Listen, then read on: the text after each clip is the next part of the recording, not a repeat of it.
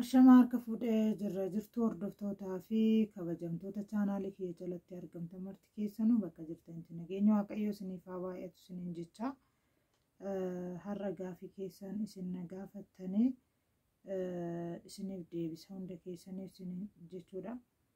Haga dhumaatti viidiyoo kana dhaggeeffadhaa, sheer laayik gochuu immoo hin dagatinaa isiniin jedha.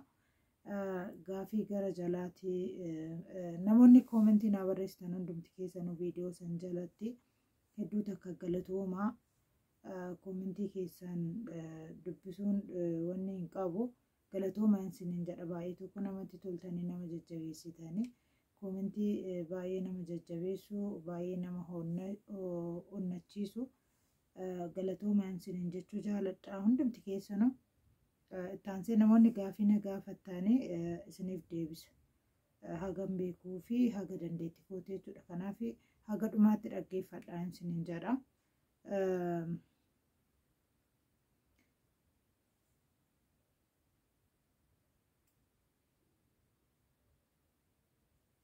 Gaafiin gara jalaatii isiniif jalqaba. Keessa ilaaleetanaan gaafii kan qabu jechuudha. Suuqii meeqa itti galatoomi suuqii meeqan bantinaan jette. Suuqii ani kanan bane ammaa miti xiqqoo tureera. Akka ammaatitti yoo banuu barbaaddan immoo 200,000 sin ga'a jedhee yaadu. Maaliif jennaan manni kiraan jira. Meeshaa yoo fixxan immoo haga sanitti itti dabaluun ni jira. Meeshaan hammaarra fiddanirra boru ni dabala waan ta'eef guutumaan guututti suuqii gaarii tokko banachuu yoo barbaaddan 200,000 sin gahu. Kuni warri haarofni hamma banee jirus waan jiruuf jalatti koomentii barreessaa isiniin jedha. Hundumti keessanuu viidiyoo almaas salaalee anaa dhufu almukkoo waa'u jabaadhu namatti tola, garuu osoo ala keessa ta'ee gaariidha. Salaalee natti fakkaata. Viidiyoo waraabuun hin danda'amu eeyyama yoo baafatan malee. Ani eeyyama baafachuuf xiqqoo ishiin tastakaakallee yeroo yuutuubni kiyya naaf kaffalamee raawwatetti nan baasa jedheetiin yaada. Garuutu iyyuu ala keessatti viidiyoo waraabuun hedduu takka ulfaata. Amma deemtee zimmatee karaa irratti viidiyoo haasa'u naamun akka biyya keenyatti hedduu takka ulfaataan isiniin jedha. Eeyyeen salaalee gabra gurraachaadhaan iddoon kiyyaa. Kanaaf hedduu takka ulfaata viidiyoon. Garuu eeyyama qabaadhe haga sanan ulfaatu.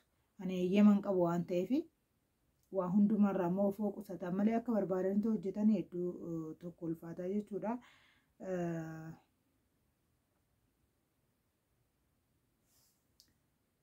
Gaafii mucaa wanta akka gaafii baay'ee na gaafatte. Okay, gaafii tokkoffaan mana kiraadha moo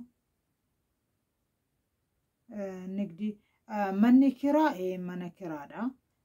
Gaafii lammaffaa suuqii moo baajaajii bituu wayyaa? Ani keessa hin jiru. Baajaajii akka ani keessa hin jiru kan siin jedheef ani waa'ee baajaajii hin beeku.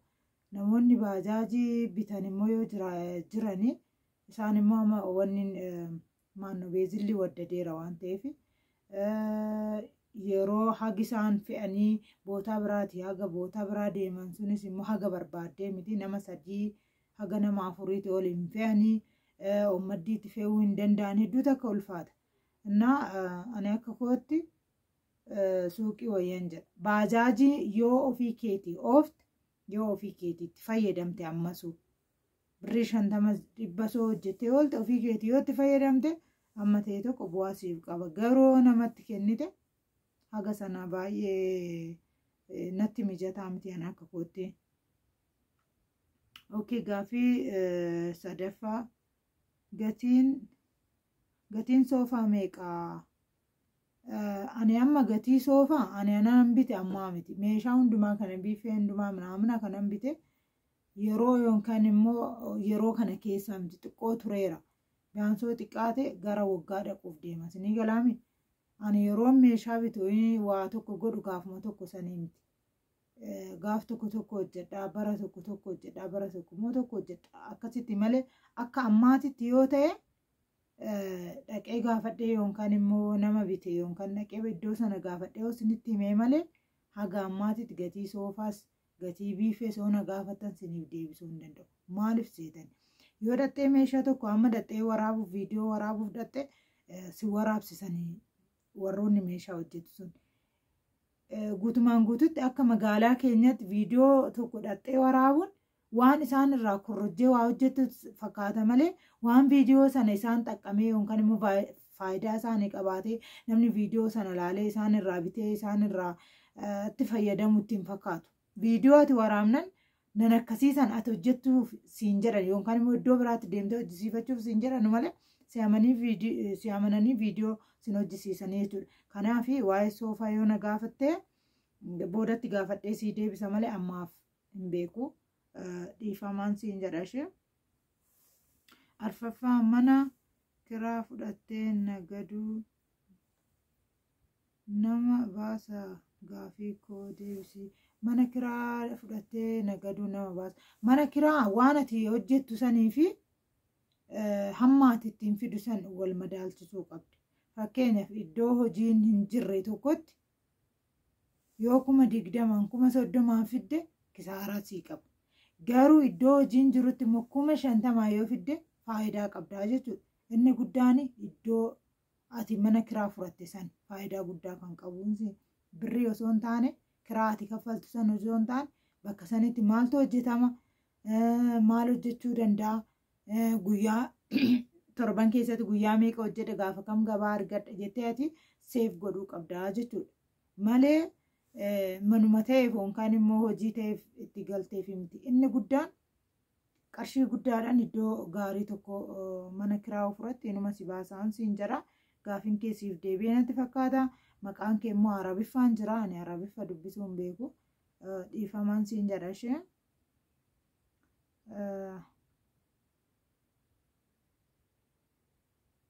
Gaafiin keessan dhumee bakka kanuma natti fakkaate.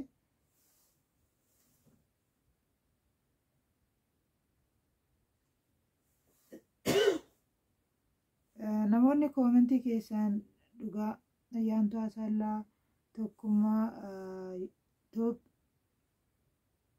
masarat gizaachoo hundumti keessanuu galatoomaa iddoo takka ayyaantu show burtee keebeekii hundumti keessanuu galatoomaa boonee show hundumti keessanuu galatoomaa kookeetii galatoomaan siniin jedhashee na waliin taa si waliin taa nootorkiin na rakkisee dhugaa rabbi samoona darbisan anumaa ofiif rakkadhee amma immoo nootorkiin hin hojjetu liivillee seenee yeroo tokko galgala yeroo hojiidhaa dhufe siin waliin haasa'u kaayyoon qaba garuu waayifaan nootorkiin nurraa citee jiraan siniin jedha maaliif akka ta'e hin beeku hundumti keessanuu naaf galatooma warroonni nama jajjabeessuuf kaayyoo qabdanii Aamilee namatti hortanii galatoomaan siniin jedha gaafii keessan garuu kanuma namoonni gaafii na gaafatan muraasa waan ta'eef siniif deebiseera natti fakkaata. Namoonni kaan immoo jajjabinumaa fi koomentii gaarii naaf barreessitanii warroonni gaafii na gaafatan isinii deebiseera natti fakkaata. Irroon darbe dhiifama naaf godha. Viidiyoo isinitti dheerate daqiiqaa 9 ta'ee jira naaf galatooma. Viidiyoo kee laayik sheer godhuun irraanfatina na faana ta'a isin faana ta'a. Guyyaa siyoonan natti tol viidiyoo keessan seenee siniif laalaa oonan wanni jedhe sittan sinii bana nootorkiin nu didee maaliif akka ta'e eessatti akka chiggiriin jiru hin beeku malee nootorkiin nurraa qurxanii jirani. Kanaaf galatoomaan siniin jedha inni guddaan waan dhaamsa sinitti dhaammadhu ijoollee namaa viidiyoo waraabisan piliis anu erga sitti deebi'ee laalle rakkadheetuma duubatti hafe hundumti keessanuu yaada itti godhame maaloo isin kadhadhaan siniin jedha. Yeroo biraa isaanis viidiyoo walitti dhufna turtii gaariin siin jedha bakka jirtanitti nagaa fi fayyaa argadhaa galatooma.